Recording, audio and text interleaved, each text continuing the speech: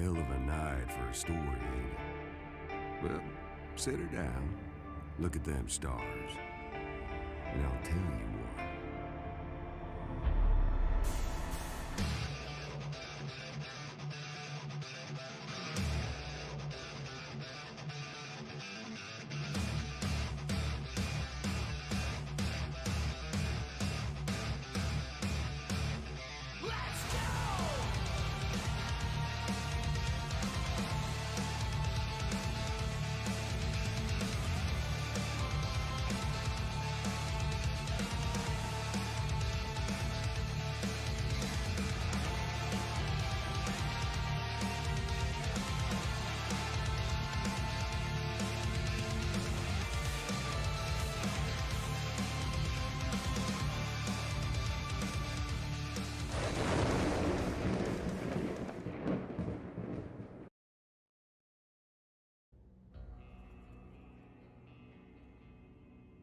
Music, a staple of many cultures and many generations that has become an important part of our world. Whether it's movies or TV shows, music plays an important role in media culture through soundtracks that help cultivate a sense of feeling and emotional investment. And the gaming industry is no exception to this. Having an OST or a soundtrack helps elevate your experience and enriches video games through what you feel as you play. A good OST can benefit any game when used properly. For example,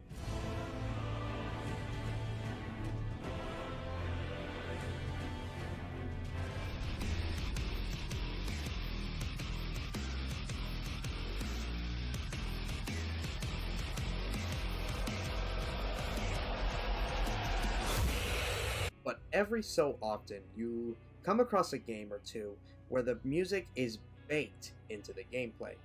These games are particularly known as rhythm games.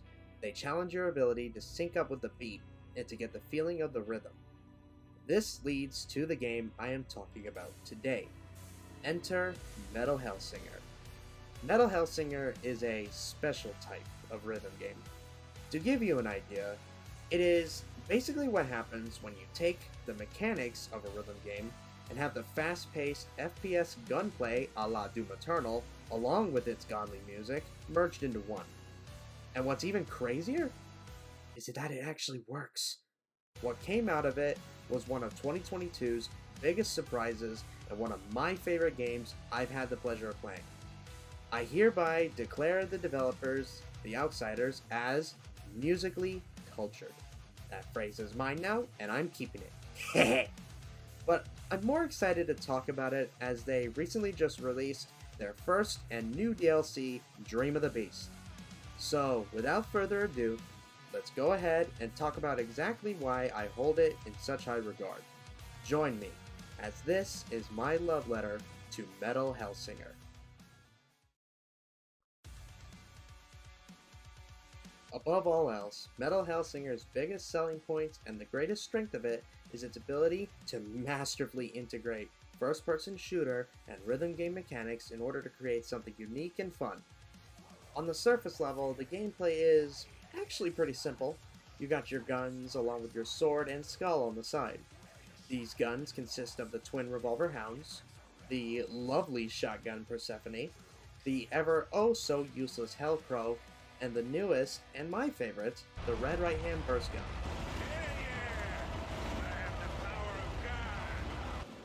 You're also given the ability to dodge, health crystals to replenish your health, and a fury boost. Pretty standard shit.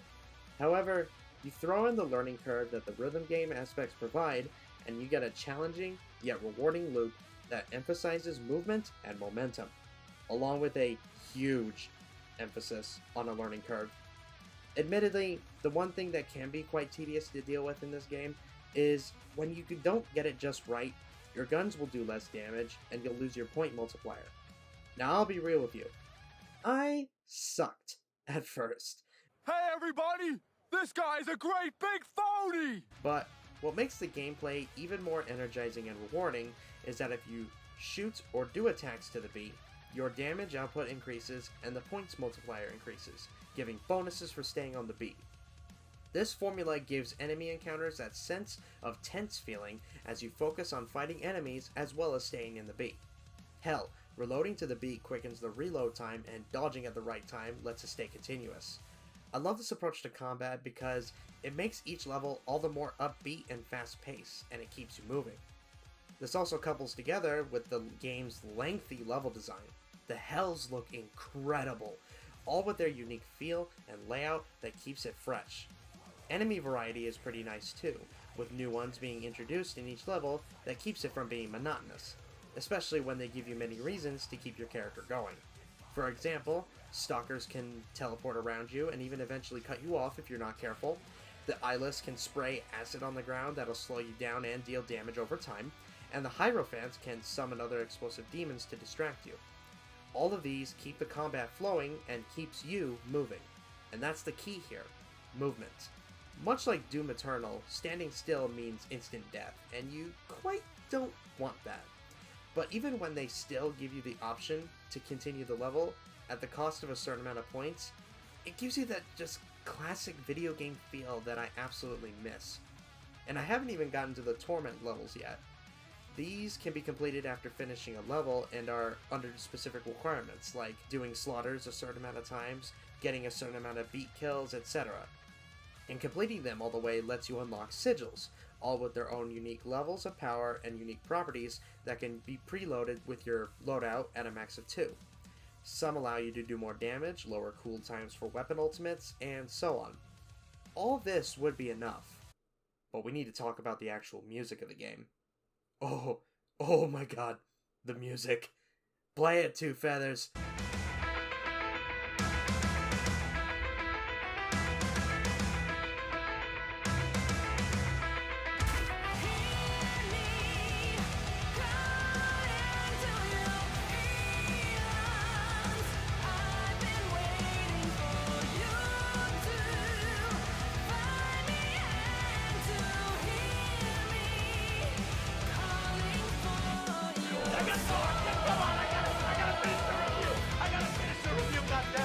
It's not often that a game comes out not with just an OST or a soundtrack, but instead, they come out with a legit heavy metal album.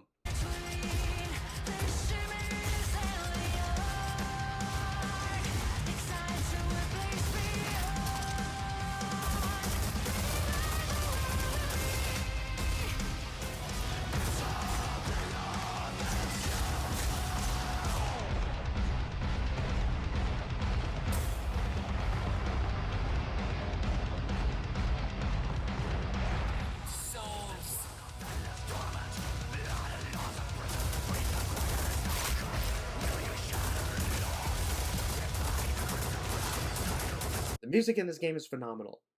While still being heavy metal rock, they have variety and change each level up based on the tempo of the songs you choose.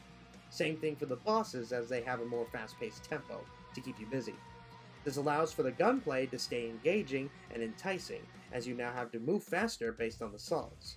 One thing I love about the music as well is that if you get the Fury multiplier up to 16 times, the max, the lyrics will begin to play. So it becomes more of a thrill as I continue to boost the multiplier so it gets to its max, and I will eventually get it.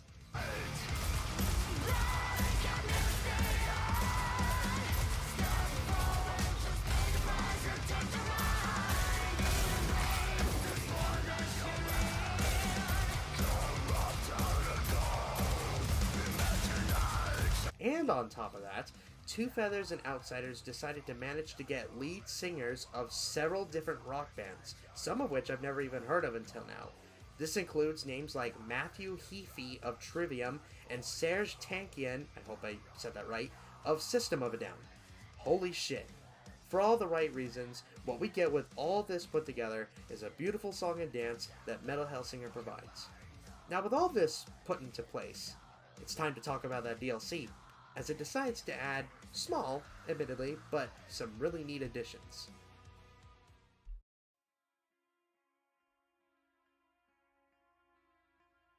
So for this section of the video, I'm going to admittedly keep it brief, as there's not really much to say. However, that's not to say that it's not different enough for me to be able to talk about it, especially with the new content it provides.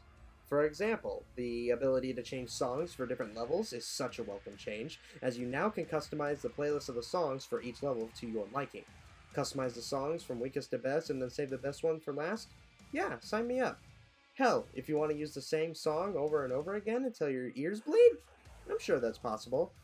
I love that they were able to give players freedom this way. As mentioned before, each song has different tempos and ways to approach the game, so now since you can customize that with the right amount of speed that you want. Next we have the different skins for the Hellsinger. There's only 3 so far, but they all have unique properties that give the Hellsingers even more benefits. There's the Morningstar, which heals you during Fury Boosts and looks like the cringy anime girl shit that's out there now. There's the Dark Devotee, which is, moving on. That one grants a shield depending on the Fury boosts and makes you look like you're in the BDSM. And lastly, there's my personal favorite, the Angel's Eye. Just look at it. It's so beautiful. This one gives you extra ammo depending if you reload consistently to the beat. And of course, on top of this is the Red Right Hand Gun that I mentioned earlier, and 2 new songs with the bands Lacuna Coil and Lorna Shore. These additions, while small, add some nice new layers to the gameplay that I believe are worth its price. It's $5. Give it a shot. And now we've arrived at the story, as surprisingly there really is one. And I will be talking about it in spoiler territory, so if you plan on playing this game, I recommend going to this particular timestamp so you can avoid them, as I will be talking in depth. In short, however, as basic and non-groundbreaking the story is, I really love how it's presented. There's surprisingly a lot of heart into the story for a game as short as it is. The dialogue is really good, the characters, especially the Hellsinger, are nicely fleshed out, and it leads to a lot for the future should they do more, as I really hope that they do. That being said, everybody gone? Okay, let's do this. As I've said, the story is pretty simple and basic.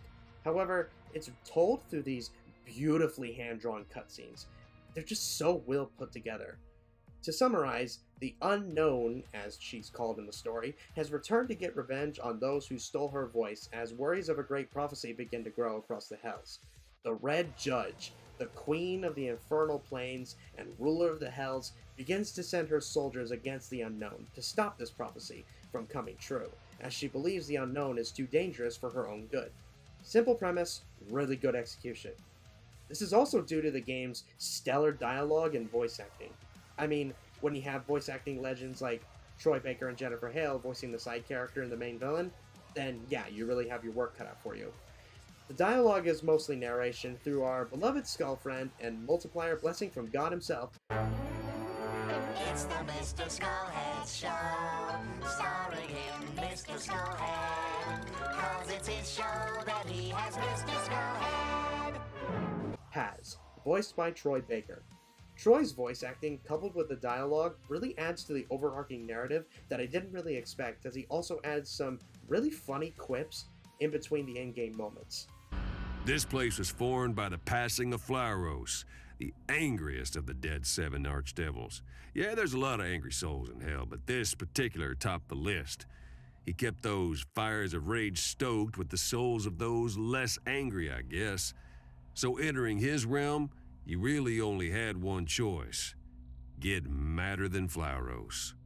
Jennifer Hale does a great job as well, voicing the Red Judge. She's surprisingly a really good villain, as her motivations of avoiding her prophesized demise pushes her to take every drastic measure possible, sending in her aspects, which act as bosses of the base game, summoning the ritual spears, even making deals with the angels of heaven. Everything she possibly can to stop you, all while the Unknown and Paz begin to remember who they are the more you progress through the game. This damned soul, the Unknown, shall be your only war. My aspects will guard the other hands. She must never be allowed to reach the throne here in Sheol. Never. At one point in the main plot twist of the game, we find out that Paz was originally known as Hazelius, an angel. More specifically, one on the right hand of the All, who sang the songs of heaven. He hated it, as he finds out that he really loved the Unknown's voice, and hers alone. Boring, huh? I hated every song I ever sang up in heaven. All but one. Hers. The one that could change it all. As a result, he ended up getting cast down and banished, waiting patiently for her to return to him. You notice that they begin to develop a connection the more the story progresses? Yeah, it's always fun. Eventually, as all else succeeds and you defeat the Red Judge in the most badass final boss possible, thanks System of a Down, that is where you learn the truth. The Red Judge was your protector. Her and Pizelius conspired to keep you hidden as they know they'll forget about their plan as the Hells make you lose your memories. We conspired to hide you here, knowing hell would make us forget.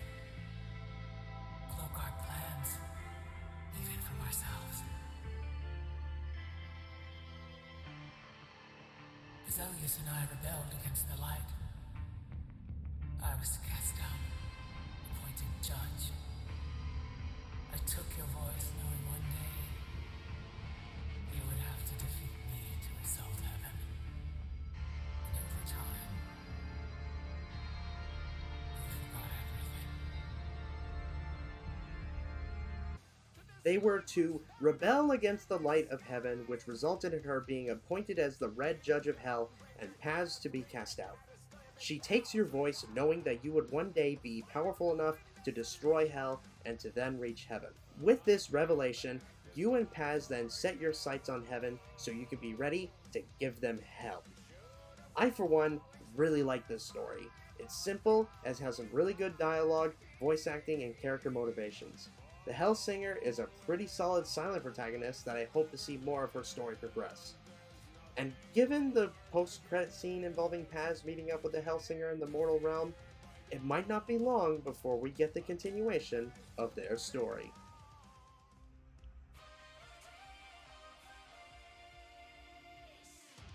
You know, as short as this game was, I'm glad I was able to put time into it like I have at the time that I did. While it's admittedly a short experience, like around 4 to 8 hours, the amount of fun I had in that span of time is rarely seen nowadays and really emphasizes how important music as well as good gameplay is in your game. From its fun, heavy metal, rhythmic gameplay, godly music, coupled with its engaging story, really showcases a video game that I was wholly satisfied with playing. It's a reminder nowadays of the importance of having your music elevate the gameplay experience, and it's not only the time that games like this have recently accomplished this. In an industry where modern gaming continues to worsen, games like this continue to show that they are meant to be fun, and this game was exactly that. This is a game that I strongly recommend if you just want to kick back for a few hours, jam to some rockin' music, and have one hell of a good time doing it. And I'm hoping this becomes its own fun subgenre, similar to, say, Metroidvanias or Souls-likes, because this was such a good one. And that is my love letter to Metal Hellsinger.